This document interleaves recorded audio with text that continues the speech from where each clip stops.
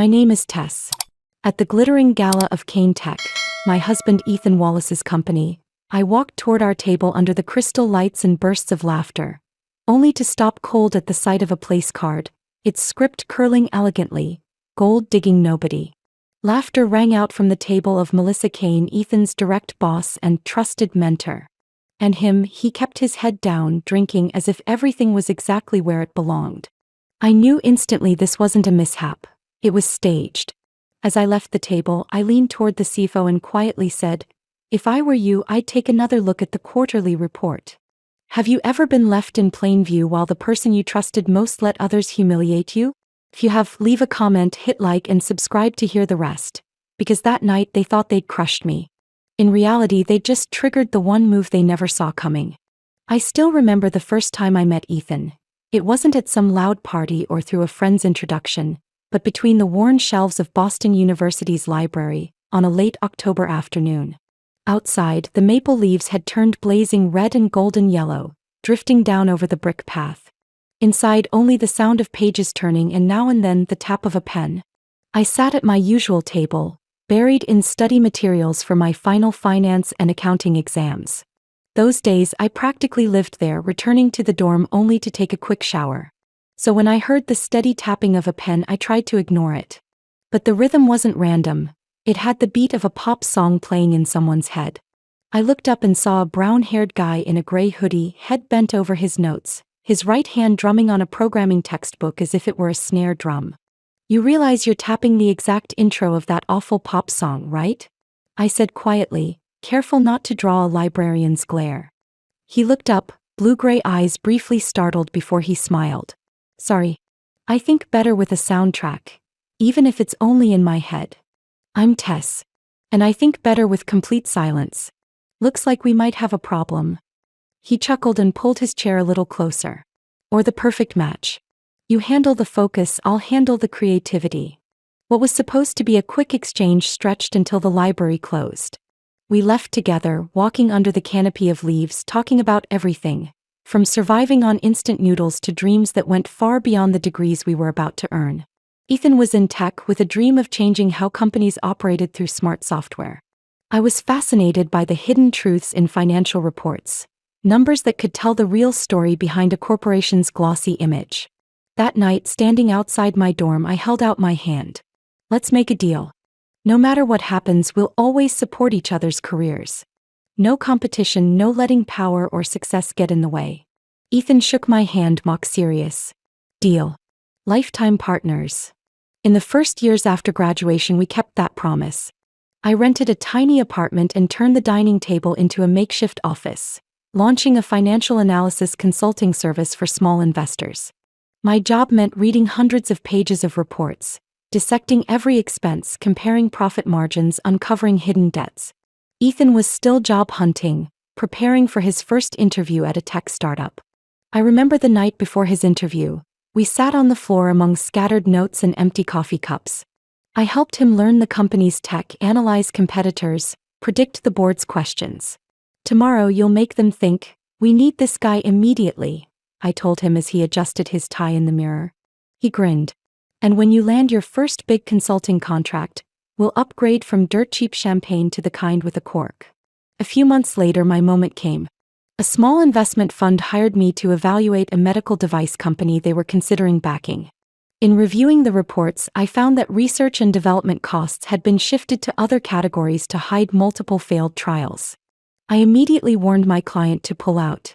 6 months later, when the company's fraud went public and its stock tanked, the fund had avoided a loss of $15 million. A finance paper wrote about my analysis, calling me the specialist who exposes phantom numbers. Ethan read the article and bragged to everyone, "This is Tess, the woman who took down an entire fraudulent corporation from our kitchen table." Back then he was truly proud of me. We were like two climbers scaling the same mountain, taking different paths but aiming for the same peak. When I spent nights buried in spreadsheets, Ethan brought me coffee. When he had to prepare for a major board presentation, I stayed up practicing with him. Some nights, we ate cold pizza and dreamed about what we'd do when we both made it. Open a shared office, merge his tech and my finance to create a platform helping small investors spot risks before it was too late. At the time, I was sure nothing could break that bond. Ethan was the first person I told when I nailed a report, the one I trusted with a draft strategy for feedback. And to him, I was, as he once said, the #1 teammate. The one who could spot the holes no one else noticed. I never imagined the person who once lifted me up would one day remain still while others dragged me down, and that his silence would cut the deepest. Ethan got the job offer from Kane Tech one crisp autumn morning. I still remember him stepping into the kitchen holding the letter with the company's deep red logo, eyes lit up like a kid on Christmas morning. "Kane Tech wants me as Director of Strategic Development," he said, his voice buzzing with excitement and pride. "This is the golden ticket, Tess. They're #1 in defense software. Once I'm in, every other door will open." I smiled and hugged him. "I know you've always dreamed of a company like this. If you want it, we'll do everything to make it work." At first, everything seemed fine. Ethan told me about the projects he was on, how they were developing AI target recognition, the executive meetings. I listened, asked questions, sometimes offered financial angles for him to consider. Then Melissa Kane's name began to appear. At first, she was a figure in his meeting stories. The vice president of strategy, widow of the company's founder, known for her sharp mind and diplomatic skill. "Melissa's a master at relationship building," Ethan said one night over dinner. "She sees angles I've never considered." I wasn't worried. But over time, "Melissa thinks," or "Melissa says," began to replace Ethan's own views. If before he'd ask me about the financial risks of a deal, now he'd say, "Melissa believes that at the strategic level, financial details matter less than the long-term vision." One night, I told him I'd finished an analysis exposing a medical company inflating revenue to pump its stock price. Ethan gave a faint smile. "You're great at these small-scale analyses. But the world's bigger than that, Tess. Melissa says if you stay too focused on the micro details, you'll miss the big picture." That small-scale remark pricked me like a needle. Since when was saving investors from losing millions of dollars considered trivial? I stayed quiet, but inside something unfamiliar stirred. A gap was forming. Then Melissa's texts began. At first they were polite greetings. "Hope Tess is still busy with her projects." But gradually they took on a subtle, mocking edge.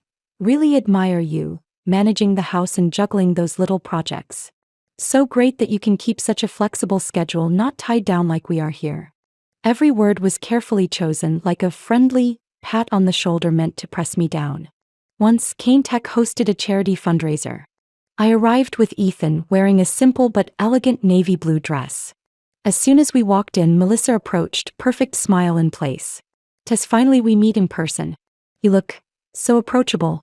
I'm sure your small clients must feel very comfortable working with you." I smiled back. "My clients are happy because I help them avoid losing millions, not because I'm approachable." Melissa arched a brow, her lips still curved in polite form. That night at home, I asked Ethan, "Do you think Melissa might be looking down on me?" Ethan laughed. "You're too sensitive. Melissa's direct, but she likes you."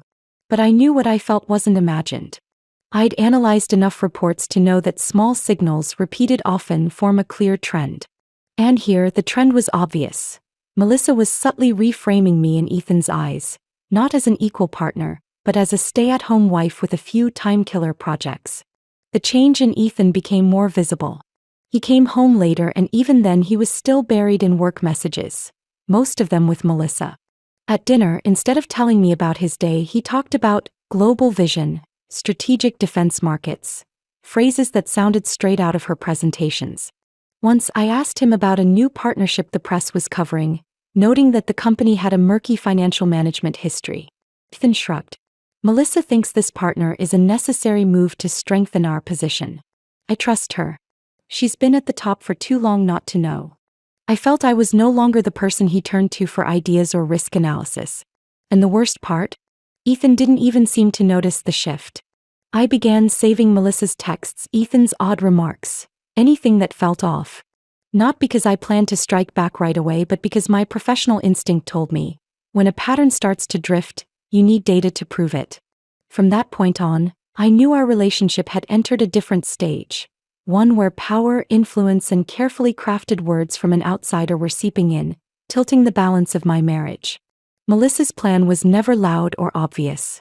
It unfolded slowly, precisely, like a chess player moving only the smallest pieces, each move quietly cutting off her opponent's options. I noticed it first when Kane Tech organized a networking night with military partners.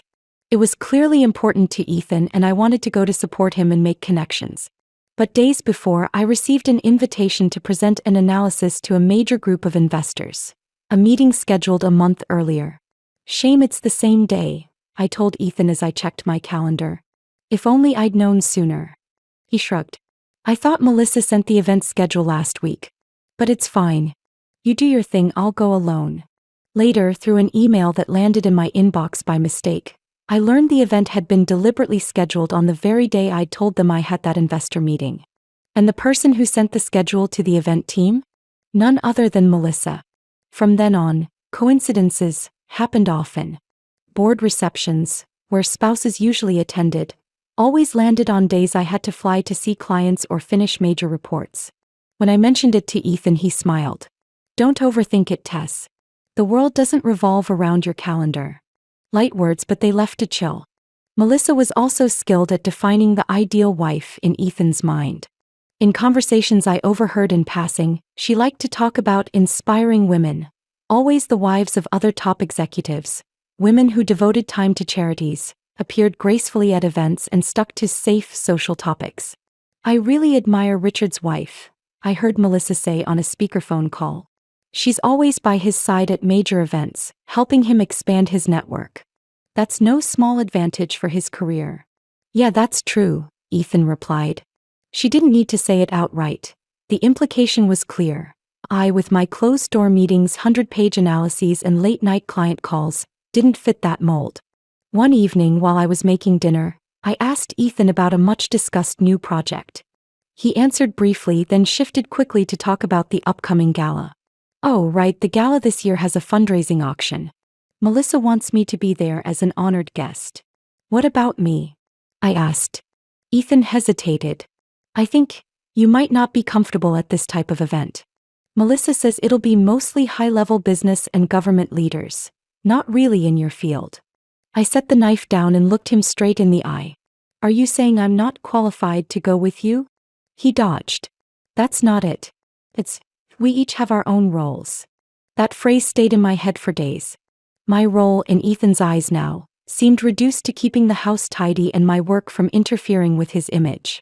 I began hearing from old colleagues that at Kane Tech Ethan rarely mentioned me anymore. Before, when I succeeded in an analysis, he would proudly tell everyone. Now, if asked, he'd respond casually, she works from home, a few small projects. Once, a friend in finance told me after a conference, Tess, you know how Ethan introduced you? He said you've been busy with some cute consulting contracts for small investors. It sounded, she trailed off, but her eyes said the rest. I realized Melissa didn't just want to reduce my influence with Ethan. She wanted to erase me entirely from his public image. At night, when Ethan came home late, I often heard his phone ping nonstop. One evening, he left it on the table while he went to shower. The screen lit up with a message from Melissa. Your speech today was fantastic. If you're free tomorrow, I'll send you the list of events the other executives' wives attend, so you can see the difference. I didn't tell Ethan, but I saved it along with every other piece of evidence I'd been collecting. In my field, I know that a string of small transactions, viewed individually, might seem harmless. But put together, they form a very clear picture. Melissa was conducting exactly that kind of pattern, gradually cutting me out of my husband's professional and personal life, making me peripheral, easy to discard when convenient. And Ethan, perhaps blinded by trust in her guidance, was letting it happen. That Thursday night seemed ordinary, or so I thought. Ethan came home late, still in his suit, tie loosened, phone pressed to his ear as he walked through the door. I was in the kitchen, clearing client documents off the dining table, when I heard his footsteps pass by and stop at the study. The door wasn't fully shut, only pulled to, and Melissa's voice came through clearly on speakerphone. You need someone who can push you into top leadership, Ethan, she said smoothly, firmly. Not someone stuck at home with petty consulting contracts. My heart pounded, not entirely from shock but from the bluntness of it. Ethan answered after a brief pause, Tess supports me, in her own way. In her own way? Melissa gave a light laugh. Support is one thing, but to reach the position you deserve, you need a partner who can show up in the right place at the right time. Someone who not only understands you but elevates your image. I gripped my glass tighter, the cold from the glass seeping into my hand. Ethan didn't push back. There was no, "She's exactly that person," or "She's an essential part of my journey." Only a quiet "yeah," as if he were weighing her words as truth. Melissa went on, her voice steady and confident like a strategic plan. "I've seen too many people miss their chance because their spouse wasn't right for the stage they were stepping onto. And I don't want that to happen to you." Ethan said something too quiet for me to catch, then ended with, "I'll think about it." Footsteps approached. I quickly set my glass in the sink, pretending to be washing my hands. Ethan walked out, his face as neutral as if the conversation had never happened. "Have you eaten?" he asked, slipping off his jacket and draping it over a chair. "I have," I said, keeping my voice even. "Work call." "Yeah, Melissa wanted to go over next quarter's strategy." He opened the fridge, took out a bottle of water, avoiding my eyes. I gave a quiet but Melissa's words kept replaying in my head, crystal clear. Not because I hadn't known she was trying to edge me out, but because this time she said it plainly, no need for disguise. And Ethan hadn't denied it. Years of financial analysis had taught me one thing. A failed transaction rarely comes from a single mistake. It's the result of warning signs ignored over time. This conversation was the biggest, clearest, undeniable sign yet, that I was facing a hostile takeover of my marriage. Not the loud kind, full of fights, but a quiet, strategic process, calculated to replace me with a version better suited to Ethan and Melissa's ambitions for power. That night, after Ethan went upstairs, I stayed in the living room and opened my laptop. I didn't write an email or send a message to anyone. I created a new folder and named it Pattern Under. Inside, I saved everything I'd been noting for months. Screenshots of her mocking texts, event schedules deliberately set to conflict with mine, and now, a written record of this conversation. I read through each entry, realizing everything lined up like a financial report someone thought they'd disguised perfectly, but left tiny discrepancies between periods. What I felt wasn't pain anymore. It was a cold clarity. Like spotting a company shifting expenses to hide losses, I knew I needed more data, more time, and the right moment to act. Ethan came back downstairs for the phone he'd left behind and saw me still at the table. "Working late?" "Yeah," I smiled, reviewing a few things. He didn't think anything of it. But in my mind, a plan had already begun to take shape. Not to fight for a place in his story, but to prepare for the moment I was no longer in it. And to make sure that when I left, I would take everything that was mine, plus something they didn't expect. The truth. The Kane Tech Gala was held at the Grand Arcadia Hotel, where even the lobby glittered with light from chandeliers nearly touching the ceiling. Heels clicked against marble floors, crystal glasses clinked, and the faint scent of white lilies lingered in the air. I arrived alone. Ethan had gone ahead to meet with the leadership team, as he put it. The moment I stepped into the reception area, I saw Melissa in the center of a group, silver dress hugging her figure, perfect smile in place as if she owned the event. When our eyes met, she crossed over and placed a hand lightly on my elbow. "Tess, what a surprise you accepted," she said, her voice loud enough for a few people nearby to hear. "I've arranged a very comfortable spot for you, right near some of our lovely colleagues." I returned her smile, though I knew lovely was meant as a barb. Melissa led me through the large room, warm lights spilling over round tables draped in white cloths. Up front, near the stage, sat the executives' table. Ethan was there, among the suits and perfectly groomed hair. His eyes met mine briefly, not with surprise or concern, but a sidelong avoidance, like he knew what was coming and wanted no part of it. Melissa stopped at a table along the far edge of the room, where a few lower-level staff were chatting idly. "Here we are," she said brightly. "I've put your name card right here." I looked down. On the cream-colored card in elegant looping script, it read, "Gold-digging nobody." For a moment the sound around me seemed to slow. The laugh of a man at a nearby table cut sharper, the clink of a spoon on china rang metallic. Then the snickering began, small, spreading like a stain. A blonde woman at the next table whispered behind her hand, "Oh my God, did she see it?" Someone behind me spoke loud enough to catch, "Still clinging to her husband even if she's a shadow." I looked up, searching for Ethan. He was still at the executive's table, glass in hand, eyes fixed on some point ahead as if listening intently. But I noticed his fingers tightening around the stem of the glass. A sign of discomfort or embarrassment. Either way, he didn't stand, didn't come over, didn't say a word. I exhaled slowly, letting the humiliation freeze into a thin layer of ice around me. I'd seen CEOs splashed across the front page for fraud, watched them offer weak justifications under the press's glare. Melissa's face now, smug, satisfied, reminded me of them. I set the card down, adjusted my necklace, and turned away. Passing the executive's table, I stopped beside the chair of Robert Myers, Kane Tech's CFO. A man in his 50s with graying hair and sharp eyes that always stayed polite. Leaning in so only he could hear, I said, "If I were you, I'd take another look at this quarter's financial report. Especially the research expense line." Robert raised a brow, his focus sharpening instantly. "Is there something I should know?" I smiled. "A professional habit. But some numbers look arranged to tell a very different story." I didn't wait for a reply, rested my hand briefly on the back of his chair and walked on. As I passed Melissa, she tilted her head. "Leaving so soon, Tess?"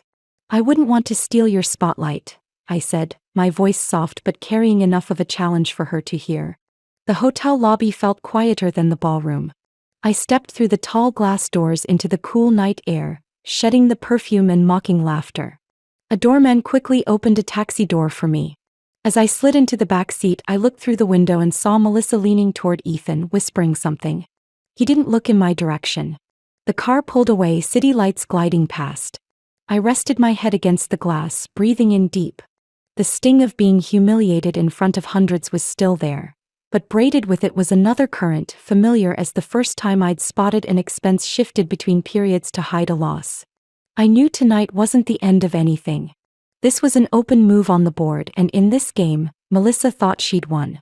She didn't know she'd moved her queen out too early, revealing the whole board to her opponent. As the taxi turned onto my street, I opened my phone and started a new note. The first line I typed: Grand Arcadia Gala, November 19th, name card, Ethan's reaction, CFO conversation. Tonight, every detail needed to be documented, not to complain but to prepare for the next play. I got home just as the clock struck 9 p.m. The house felt hollow, the kind of emptiness made of walls that had seen too many half-conversations and averted gazes. I hung my coat, set my bag on the sofa, and went straight to my office, where my laptop sat on the desk like it had been waiting for me. I powered it on and logged into the accounts I'd kept active in case I needed them. Bloomberg Terminal, Edgar, Securities Transaction Databases, all still running, ready for work. Kane Tech, ticker K, came up on my screen. I opened the latest quarterly financials, laying the balance sheet and cash flow statement side by side. Numbers don't lie if you know how to listen. And I'd spent my career hearing what others missed. In under an hour, the real picture emerged. Last quarter's profits hadn't been boosted by a sudden surge in revenue. They'd been padded by shifting a slew of research expenses into the next period. A classic move to dress up a report. The result? A profit figure inflated just enough to beat market expectations. I kept digging, combing through Kane Tech's SEC filings. A pattern in insider trades jumped out. Stock options exercised right before the company announced a new defense contract, sending the stock up over 12% in a single day. The timing was far too neat to be coincidence. I began building a file. Not just a few bullet points, but a full analysis. Charts comparing insider trade dates to announcement dates, tables tracking deferred expenses, and clear markers of accounting standard violations. I wrote in a neutral, factual tone, like any ordinary financial study. Near midnight, I posted the full analysis on a private investors forum, one only frequented by people who truly understood the market. I used an anonymous account, Equity Lens 42, and began with irregularities in Kane Tech's reports, detailed analysis from public data. The post went live at 12:17 a.m. I shut down my laptop, but my mind stayed bright and alert. It had been a long time since I'd felt the rush of adrenaline from my early career, when my work wasn't only numbers, but a way to protect others from fraud disguised with precision. The next morning, my phone buzzed as I sipped coffee. A new email from an unfamiliar address. No name, just anonymous @protonmail.com. I read your analysis last night. You're not wrong. In fact, it's worse. Attached are some internal documents you'll want to see. And screenshots of Slack messages from last night's gala. I opened the attachments. First came copies of internal spreadsheets, RD expenses reclassified, unrelated costs shifted into the long-term projects category to delay recognition. Next, an email from Melissa to the accounting team. Make sure all figures are locked before announcing the new contract. We need a clean result this quarter. But what stopped me cold were the Slack screenshots. In a group chat called Executives Lounge, right after the gala, Melissa had written, "Tess will know her place after tonight." Below it, another account replied with a rolling laugh emoji. Then Ethan's name appeared, "Mission accomplished." I read it over and over, my fingers gripping the edge of the table. There was no room left for doubt or excuses. Ethan hadn't only known, he saw my public humiliation as a success. I saved the entire email and documents to an encrypted external drive. In my line of work, once you start following a trail, you can't risk losing a single piece of evidence. That day I barely left my desk. Each file I opened revealed another piece of the puzzle. Contracts announced early to profit from the stock price bump. Massive bonuses for executives if the stock hit quarterly targets, and Melissa approving nearly every sensitive transaction. I knew I had to stay calm. An anonymous financial analysis alone might stir suspicion. But paired with internal proof, the story would be impossible to ignore. And once regulators were involved, no one at Kane Tech, not Melissa, not Ethan, could control the outcome. That evening, I posted a follow-up on the forum, this time including excerpts from emails with identifying details removed but still showing clear irregularities. The responses came faster than I expected. Dozens of comments analyzing, comparing, and even offering their own inside knowledge. Sitting in the glow of the screen, the only sound the tapping of keys, I realized something. They thought I'd been taken off the board, but in truth I had only begun moving the pieces. And this time I wasn't the silent wife. I was the one steering the game, and Melissa had made a misstep she could never take back. The first alert from the forum came Monday morning as I was making coffee. My analysis had been shared to 3 other major forums and made the most discussed section of a Wall Street-focused site. By noon, my secure inbox began filling with emails from financial reporters. They didn't know who I was, only addressed me as Equity Lens 42, but their tone was urgent. "We'd like to interview the analyst behind this report. Your findings are drawing significant attention in the investment community." I read each one but didn't reply.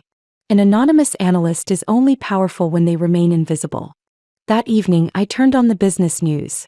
Kane Tech's logo filled the screen with the ticker. KTH drops 15% in 2 days, SEC launches investigation.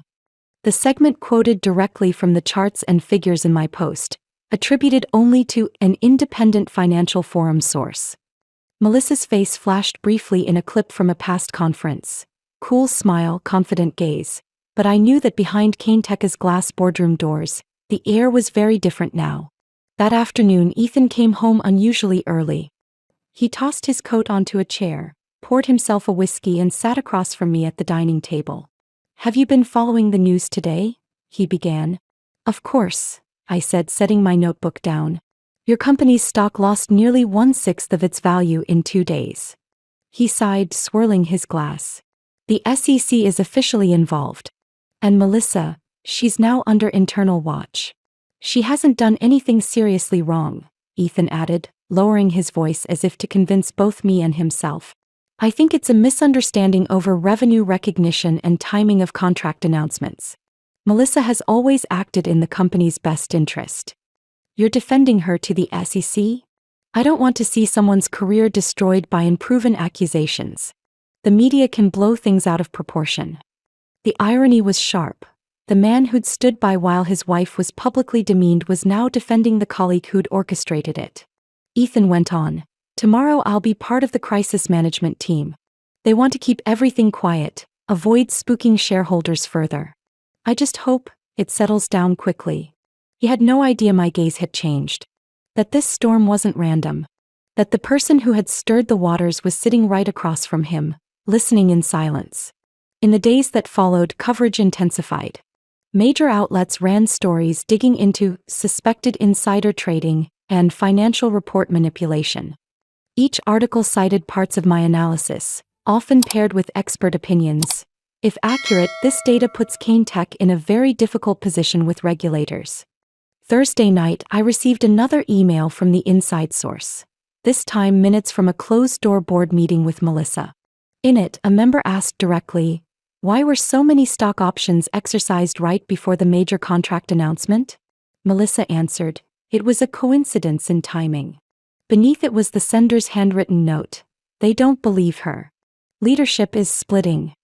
I saved the file, then sent a scrubbed copy to a trusted financial journalist. 2 days later, the headline appeared on the front page. Cracks in Kane Tech's leadership as probe widens. That evening over dinner, Ethan read the news on his phone, frowning. The press is exaggerating everything. They don't understand that sometimes legitimate business decisions can look like fraud. I cut into my salad and asked softly, "If it were me, would you defend me the same way?" "What do you mean?" "I mean, if someone accused me of wrongdoing, would you stand up for me right away, or would you say, it might just be a coincidence?" "Tess, this isn't the same. You're my wife. Melissa is a colleague." I smiled, but it was bitter inside. He was half right.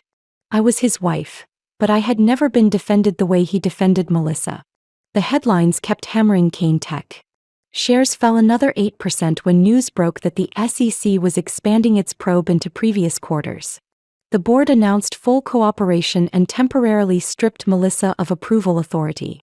I read that statement in my office, the screen's glow reflecting off the notes I'd written the night of the gala. The last line was still there. "This is only the beginning." And I knew the media storm was only the first wave. Stronger ones, things Melissa and Ethan hadn't seen yet, were already forming offshore. Ethan came home one drizzly evening, soaked from the shoulders down after forgetting an umbrella. I was at the dining table reviewing reports for a new client when I heard the door slam harder than usual. He paused for a few seconds as if gathering courage, then walked over, his voice rough. "Tess, I need your help." I looked up, waiting silently for the rest. "I have to distance myself from Melissa. The SEC is combing through every document she's ever signed. If they find my name linked to any transaction they consider fraudulent." He trailed off, his hand clenching and loosening. "I don't know how to prove I'm not involved. But you can. You understand the numbers, the reports they're looking at." I leaned back, tapping my fingers lightly on the folder in front of me. "And why should I do that? Because I know I was wrong, very wrong, to let things get this far. Tess, I'm sorry." His voice trembled on the last word, but his eyes still held something, like the expectation that I'd agree. I slowly opened a drawer, pulled out a thick envelope and set it in front of him. "This is my new contract." He looked down, his brows knitting when he saw the Whitmore Capital logo, a major investment firm in New York. I said nothing, letting him read the bold line. "Director of Research, base salary, $230,000 per year plus performance bonuses." Ethan looked up, his expression a mix of surprise and confusion. When did you?" "Last week. They reached out after reading some anonymous analyses on Kane Tech." I paused, meeting his eyes. "Those were mine." "You mean, you were the one who?" "I'm not taking revenge, Ethan. I deliberately used I instead of we, so he'd hear the distance. I'm doing my job, analyzing the truth from the data without adding or taking anything away." His eyes widened, but no words came. He drew in a deep breath, letting it out slowly, like a man absorbing a fatal blow yet trying to stay upright. "So, all of this was you?" "Yes. And I won't help you get out of something you walked into yourself.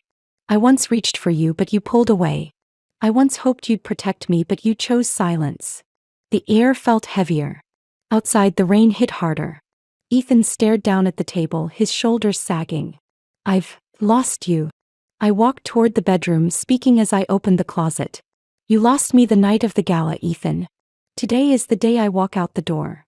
I pulled down my black suitcase and began folding clothes, one piece at a time, careful and orderly, just as I organized spreadsheets. He leaned against the doorway, neither stepping closer nor leaving. "Couldn't you stay at least until—" "No." I cut in, my tone steady. "I'm not anyone's shadow, and I won't be kept because someone else is panicking." I zipped the suitcase and set it by the door. In my handbag, I already had my new contract, passport, laptop, and external drive holding every piece of data I'd collected. Everything that mattered to me now fit into a few items. Ethan reached a hand toward my shoulder but let it drop. I looked at him for a moment, then opened the door. Keep the life you chose, Ethan. I'll live the one I choose. I stepped out, the door closing behind me with a deep, final sound, like the end of a contract long past its expiration. That night, I stayed at a hotel near my new office. From the 15th floor window, I looked down at the city lights, feeling of freedom mixed with resolve. Tomorrow I would sign my contract with Whitmore Capital. And from tomorrow on, every choice would be mine. No permission, no approval needed. 6 months passed quickly even to me. Life at Whitmore Capital was nothing like anything I'd experienced before. Fast-paced, high pressure, but every decision I made was respected. No one dismissed my analysis as small details. Instead, leadership waited for my reports like maps to guide their next moves. Last month, my team stopped what looked like a lucrative pharmaceutical acquisition. The numbers on paper were flawless, and it was that very perfection that made me suspicious. After 3 nights digging through data, I found RD expenses buried in a foreign subsidiary. If the deal had gone through, the fund would have swallowed a loss in the tens of millions and lost credibility with investors. When I presented all the evidence in the strategy meeting, the room went silent for several seconds before erupting into nods and words of thanks. The chairman shook my hand firmly. Tess, you saved us from a nasty fall. Around the same time, Melissa Kane appeared on television, but not in glamorous gowns under bright lights. The image was of a gaunt woman, hair pulled back hastily, wearing a wrinkled gray suit, walking out of federal court. The Chiron read, former Kane Tech VP of Strategy indicted for securities fraud and insider trading. I set the remote down and studied her face. Still Melissa, but the sharp, cold gaze was gone, replaced by exhaustion and confusion. I felt no glee. Only the clear sense that things had ended the way they were meant to, not by my push but by the truth coming to light. Ethan, on the other hand, had disappeared from every professional platform. His LinkedIn was deleted. Mutual friends said he'd been fired right after Melissa's arrest, viewed as too close to her in strategic decisions. His reputation in the defense tech industry had collapsed, and in this world, once trust is gone, the door back is nearly sealed shut. Tonight, I stand on the balcony of my new apartment, 18th floor facing downtown. The glow from high rises paints the pale gray sky, reflecting in the red wine in my hand. A light rain scent rides the breeze, rustling the hem of my blouse. I take a sip, let the wine linger, then smile to myself. When they called me a nobody, they forgot I know how to read numbers and turn them into a decisive strike. From here I can see both worlds clearly, the one where I once stood at the edge, defined by what others wanted to believe, and the new one where I write my own story.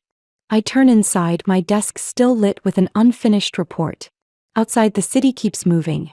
And I feel I'm headed in the right direction, the one I chose, no one else. Everyone has their own way of facing those who once underestimated them. Some choose silence. Some choose retaliation. And some, like me, choose to let the truth speak for itself. Not loud, not for anyone's validation but my own, yet enough to close every wrong door for good. What about you? In this story, if it were you, what would you do if you were pushed aside and deemed insignificant? Share your thoughts. Your answer might be the push someone else needs in a similar place. And don't forget to follow the channel for more stories, where together we uncover, listen, and understand the hidden corners of family life, turning each experience into a valuable lesson.